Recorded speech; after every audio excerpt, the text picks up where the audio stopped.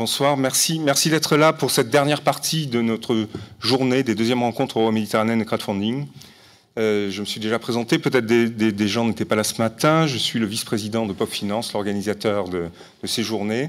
Et cette dernière partie, et plus particulièrement, a été organisée, conçue, vraiment imaginée par notre chargé de mission, Maxime Malafosse, et je le remercie d'avoir eu cette bonne idée d'organiser ces courts speech qui vont nous permettre d'ouvrir nos esprits sur la finance, un présent en marche de la finance. Voilà, j'aime pas beaucoup, je disais ce matin, l'idée qu'on regarde dans des boules de cristal et qu'on nous dit dans 30 ans, dans 50 ans, ça sera comme ça, mais on peut regarder notre présent et on peut regarder comment il évolue, et ça peut nous donner des indications sur la manière dont les choses bougent, changent, et sur la manière dont on est en train d'inventer le monde de demain, et d'inventer également le monde de demain en termes de finance, en termes financiers. Voilà, cette notion de présent en marche, je ne l'ai pas inventée, je l'ai récupérée chez un philosophe, Henri Bergson, et je trouve que c'est très pertinent par rapport à ce qui se passe aujourd'hui. Je trouve qu'il y a une personne qui aurait été aussi extrêmement bienvenue à ces finances-fiction, même si elle ne parle pas exactement de finance. C'est Cynthia Fleury qui vient de sortir un livre chez Gallimard qui s'appelle Les Irremplaçables et qui est un regard sur comment évoluent les choses aujourd'hui, comment évoluent à partir de la société civile, à partir des initiatives, parfois petites, parfois grandes, comment les rapports sociaux, comment les sociétés évoluent. Donc voilà, les enjeux sont fixés. Et nous allons avoir des interventions successives, donc denses et inspirantes, d'un certain nombre de nos invités. François Morin, qui est professeur d'économie, c'est bien ça François, je ne me trompe pas, voilà, qui est de l'université de Toulouse, qui va ouvrir le bal. Et puis après, je ne cite pas nécessairement dans l'ordre, je pense que c'est Adrien Aumont peut-être, non c'est Jérôme Kerviel qui intervient tout de suite derrière. Jérôme Kerviel, on ne le présente pas. Et évidemment, il ne vient pas parler de son histoire que tout le monde connaît déjà, mais il vient nous parler, il vient nous offrir sa vision, il vient nous offrir son point de vue sur les choses, et c'est ça qui nous intéresse. Ensuite, nous aurons ou Adrien Aumont ou Samuel Raymond. Donc Sam Raymond est déjà beaucoup intervenu dans la journée. On le remercie d'être venu de Washington. Il travaille pour la Banque mondiale et il étudie plus spécifiquement le crowdfunding et l'intérêt du crowdfunding dans le développement de la finance.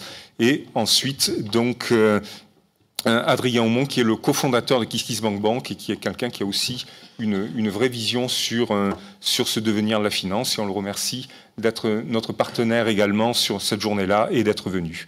Et puis après, il y a on aura une vraie petite fiction avec un auteur de fiction, Alain Damasio, qui nous disait tout à l'heure que plutôt que finance-fiction, on aurait dû faire finance-fiction ou finance-science-fiction. Voilà, s'il aurait été plus dans son élément de prédilection. Mais c'est lui qui ouvrira aussi le champ des possibles avec sa petite fiction. Voilà, je vous remercie et je cède tout de suite la parole à François Morin pour le premier speech. Merci. Ah, excusez-moi, j'ai oublié, effectivement, je le sais. En lancement, nous avions invité Michel Rocard, qui avait écrit sa lettre aux générations futures, sa lettre d'excuse aux générations futures pour l'état pour l'échec qu'il ressent des politiques publiques pour transformer le monde. Et bon, comme il est relativement âgé, on a changé notre fusil d'épaule et on est allé l'interviewer. Et on a une petite vidéo à vous montrer de Michel Rocard sur le sujet. À tout à l'heure.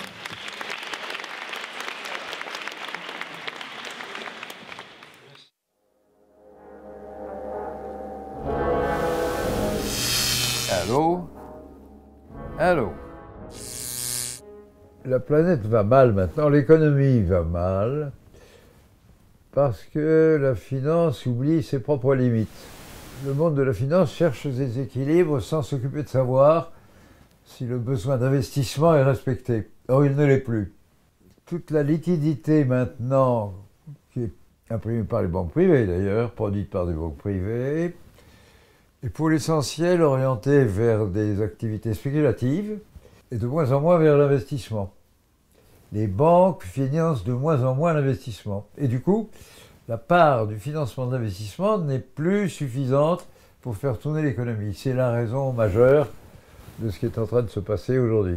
La Banque fédérale américaine n'a pas osé relever ses taux d'intérêt il y a peu de temps parce qu'elle a peur de cette dérive vers le financement pur spéculatif aux dépens de l'investissement et de l'économie. Ce qui va aggraver le chômage et la difficulté où nous sommes en général. Du non lucratif n'a pas été suffisamment soutenu et ça fait partie de la crise. En matière de macroéconomie, mais aussi en matière de finance, et distinctement, on ne peut pas chercher un équilibre sans qu'il réponde à une éthique. Il faudrait retrouver une espèce de sagesse ou d'autocontrôle dans le monde de la finance. C'est très joli de gagner de l'argent quand les prix montent, mais c'est pas comme ça qu'on produit de la richesse habituellement.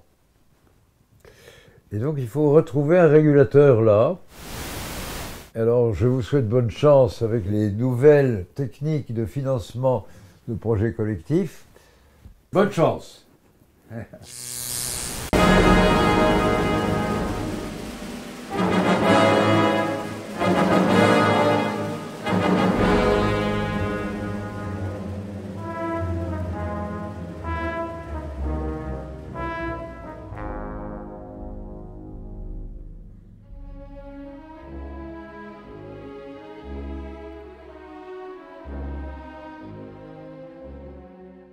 La recherche est en cours.